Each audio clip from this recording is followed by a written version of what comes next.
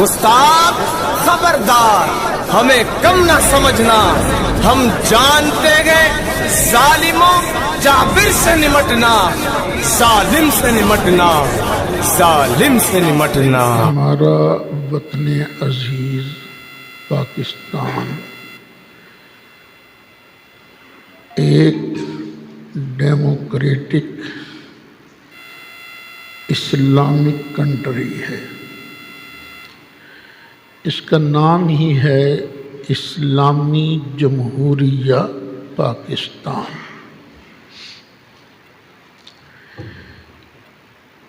اسلامیہ کا مطلب یہ ہے کہ اس کا کوئی قانون قرآن و سنت کے خلاف نہیں بن سکتا، اور جمہوریہ کا مطلب یہ ہے کہ اس میں کسی کی ڈکٹیٹرشپ نہیں ہوگی، حکمران عوام کی رائے سے منتخب ہوں گے۔ یہ ہے پاکستان کا مطلب، یعنی حق حکومت صرف اس کو ہے جو عوام کا منتخب کردہ ہو۔ پھر دوسرے ممالک سے تعلقات بھی ہوتے ہیں، تو کوئی ضروری نہیں ہوتا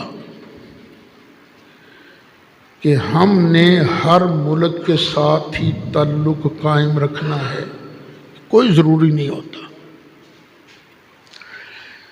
بعض اوقات جن سے ہمارے سفارتی تعلقات ہوتے ہیں ان کا کوئی سفیر کسی حکومت جہاں وہ سیٹل ہے وہاں کے کسی افسر سے کے ساتھ بدتمیزی سے بات کرتا ہے تو کئی مرتبہ اس سے صرف احتجاجی مراسلہ دے دیا جاتا ہے اس ملک کو کہ اپنے سفیر کو سمجھاؤ بدتمیزی نہ کرے۔ اور کئی مرتبہ یہ بھی ہوتا ہے سفیر کو ناپسندیدہ فرد کہہ کر ملک سے نکال دیا جاتا ہے اور اس ملک سے کہا جاتا ہے کوئی بندے دا پتر بھیجو۔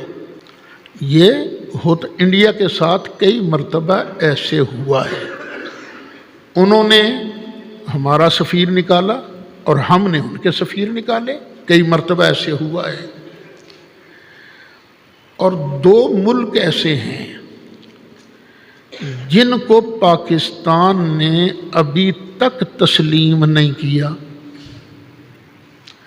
ایک ہے اسرائیل اور ایک ہے تائیوان۔ دونوں کے پیچھے پورا یورپ کھڑا ہے، امریکہ کھڑا ہے، تو کیا بگاڑ لیا انہوں نے؟ دیکھیں فرانس ہو یا دوسرے غیر ممالک، عام آدمیوں میں سے لوگ بکواس کرتے رہتے ہیں، نبی کریم علیہ السلام کی شان میں خاکے بنا لیے، وہ کرتے رہتے ہیں، خاکے بنا لیے، کوئی بکواس کر دی تو اس کا جواب یہاں ایک آدھ جلوس نکال کر دے دیا جاتا ہے۔ لیکن فرانس کے اندر جن لوگوں نے گستاخی کی تھی ان کو فرانس کے صدر نے حکومتی سطح پر ڈیفینڈ کیا، کہا جی ہم تو کسی پر پابندی نہیں لگا سکتے کہ پیغمبر اسلام کے خلاف وہ بکواس نہیں کرے گا۔ اب یہ سرکاری سطح پر اس نے نبی کریم علیہ السلام کی گستاخی اور توہین کو جائز قرار دیا۔ اس پر اور مسلمانوں کا بھی مطالبہ تھا اور تحریک لبیک والوں کا بھی مطالبہ تھا کہ اس سفیر کو یہاں سے نکال دیا جائے، کیونکہ حکومتی سطح پر ہمارے نبی کریم علیہ السلام کی توہین کو سپورٹ کیا گیا ہے۔ جب کسی افسر کی ذاتی توہین پر سفیر نکالا جا سکتا ہے تو بھئی ہم سب کی عزتیں، ہم سب کی رفتیں، عظمتیں نبی کریم علیہ السلام کی عزت پر قربان ہیں۔ یہ جو ہم مسجد میں آئے بیٹھے ہیں، یہ کس کی وجہ سے آئے بیٹھے ہیں؟ سرکار کی وجہ سے۔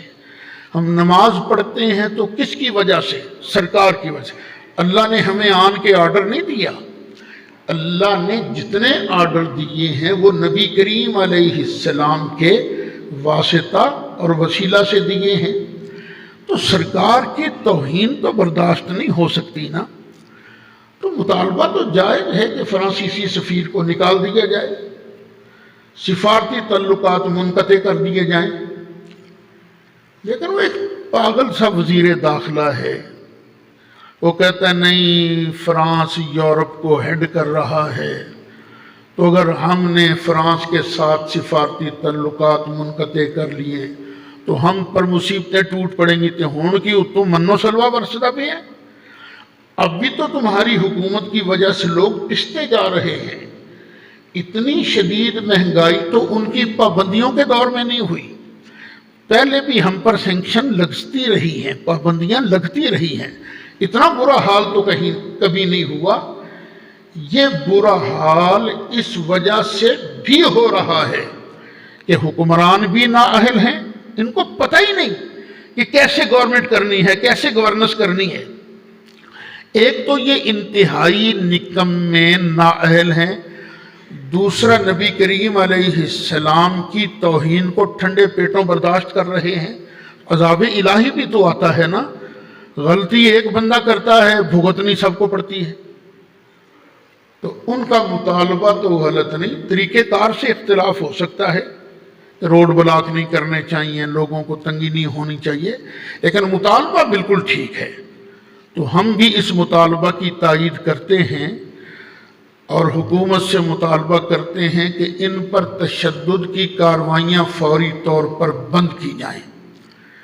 وہ اسمبلی کے اندر جو قرارداد پیش کی گئی ہے فرانسیسی سفیر کو نکالنے کی، اس پر باقاعدہ بحث شروع کی جائے، اور اسمبلی جو فیصلہ کرے گی وہ ٹھیک ہے، کیونکہ جمہوری ملک ہے نا، جو اسمبلی کا فیصلہ آئے گا ہم اپنا رد عمل بعد میں دیں گے۔ لیکن مجھے امید ہے کہ اسمبلی کا کوئی ممبر بھی نبی کریم علیہ السلام کی گستاخی کو جائز قرار نہیں دے سکتا، نہیں قرار دے سکتا۔ تمہیں بھی کہنا پڑتا ہے کہ ہم ناموس رسالت پر جان فدا کرنے والے ہیں، لیکن یہ کہنے والی بات ہے نا، کرنے والی بات تو نہیں ہے۔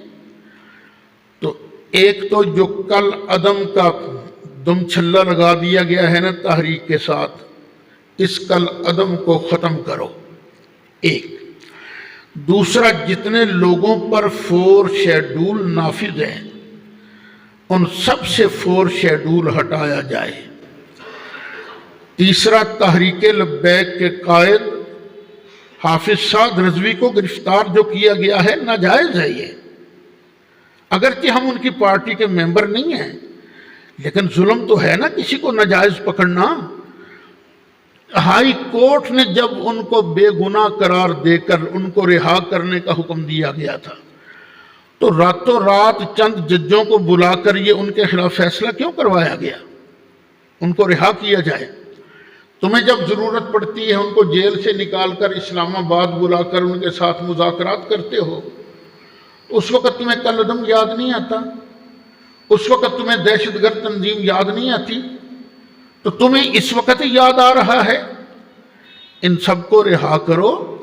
دیکھو میں تمہیں متنبہ کر رہا ہوں، ہمیں بھی وطن عزیز ہے، ہمیں بھی وطن کا امن عزیز ہے، لیکن جب ظلم حد سے بڑھ جاتا ہے تو پھر شریف آدمی بھی تنگ آ کر ہر چے بادہ باد جو کچھ ہوتا ہے ہونے دو۔ تو پھر ہم جیسے لوگ بھی باہر نکلنے پر مجبور ہوں گے۔ اور یہ دیکھ لینا کہ جب ہم لوگ باہر نکلیں گے، مجھ جیسے، میں اپنی بات نہیں کرتا، میں تو چھوٹا سا مولوی ہوں، لیکن ہم جیسے لوگ جب باہر نکلیں گے پورے پاکستان میں، تو پھر سوچ لینا تمہاری حکومت کہاں ٹھہرے گی۔ یہ مولوی فضل الرحمان صاحب کے بندے نہیں ہیں، یہ مصطفیٰ علیہ السلام کے شہدائی ہیں، نبی کریم علیہ السلام کے غلام ہیں۔ ہمیں اتنا پتہ ہے کہ سرکار کے نام پر گولی کھا لینا یہ کوئی گھاٹے کا سودا نہیں ہے، یہ بڑے نفع کا سودا ہے۔ میں تو اکثر بھی دعا مانگتا رہتا تھا، یا اللہ مجھے شہادت کی موت عطا فرما، تو کیا پتہ شہادت کی موت اسی طرح لکھی ہوئی ہو۔ تو اگر شہادت کی موت نصیب ہو جائے تو اس سے بڑھ کر اور کیا سعادت مندی ہوگی۔ یہ مرنا سب نے ہے۔ اچھا، شہادت کی موت اسے ہی ہوتی ہے جس کے دل کے اندر اللہ کی رضا موجود ہو۔ جس کے دل میں اللہ کی رضا نہیں ہے وہ لاکھ لڑے، وہ شہید نہیں ہوتا، قتل ہو جائے، ایک بار نہیں 10 بار قتل ہو جائے۔ نبی کریم علیہ السلام سے پوچھا کہ آقا کئی لوگ صرف مال کے لیے لڑتے ہیں، مال غنیمت ملے گا وہ شہید ہیں؟ فرمایا نہیں۔ آقا کئی لوگ شہرت کے لیے لڑتے ہیں، کیا اگر وہ شہید ہو جب مر جائیں تو کیا وہ شہید ہیں؟ فرمایا نہیں۔ شہید صرف وہ ہے جو اللہ کی رضا کے لیے لڑتا ہو۔ ہم نکلیں گے تو صرف اللہ کی رضا کے لیے نکلیں گے، کیونکہ محبوب کی عزت و عظمت پر پہرا دینا یہ اللہ کو بڑا پسند ہے۔ آپ حضرات تائید کرتے ہو نا؟ ہاں، پھر نعرہ لگاؤ ساتھ، نعرہ تکبیر، نعرہ رسالت، نعرہ رسالت،